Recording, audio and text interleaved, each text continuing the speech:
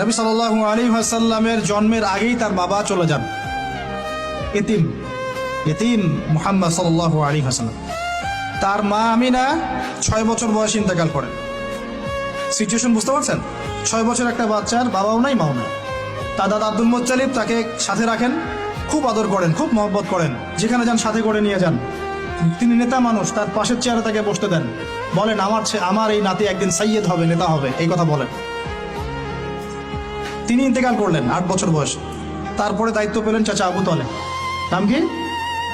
এই 8 বছর বয়স থেকে নিয়ে নবী সাল্লাল্লাহু আলাইহি ওয়াসাল্লাম নবী হয়েছেন 40 বছর বয়সে, আর মক্কায় ছিলেন 13 বছর, প্রায় 53 বছর। প্রায় 53 বছর পর্যন্ত, 8 থেকে 53 বছর পর্যন্ত, এই যে লম্বা সময় চাচা আবু তালেব নবী সাল্লাল্লাহু আলাইহি ওয়াসাল্লামকে পাহাড়ের মতো প্রোটেক্ট করেছেন, পাহাড়ের মতো। পাহাড়ের পিছনে আপনি দাঁড়ালে কি বাতাস লাগবে? এভাবে তিনি প্রোটেক্ট করেছেন নবী সাল্লাল্লাহু আলাইহি ওয়াসাল্লামকে। তার সন্তানদেরকে যা খাওয়াতেন তার চেয়ে ভালোটা নবীকে খাওয়াতেন সাল্লাল্লাহু আলাইহি ওয়াসাল্লাম।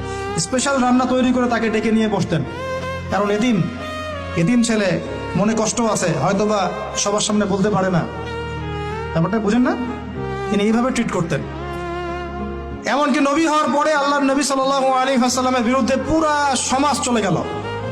কেউ গালি দেয়, কেউ বলে সাহের, কেউ বলে কাযযাব, কেউ বলে ফারিকুল জামা। মানুষ গালিগালাজ শুরু করলো, নিন্দা গীবত তহমত শুরু করলো, অর্থনৈতিক বয়কট শুরু করলো, সামাজিকভাবে বয়কট করা শুরু করলো। এমন কোনো অত্যাচার নাই যা নবী সাল্লাল্লাহু আলাইহি ওয়াসাল্লামকে করা হয় নাই। বুঝতে পারছেন কথা?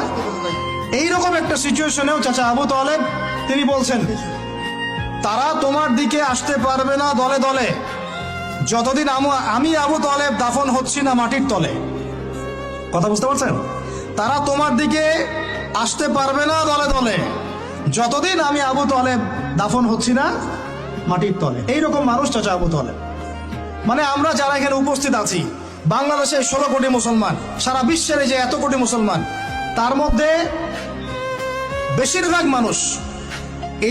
মানুষকে যদি আপনি এক পাল্লায় রাখেন, চাচা আবু তালেবের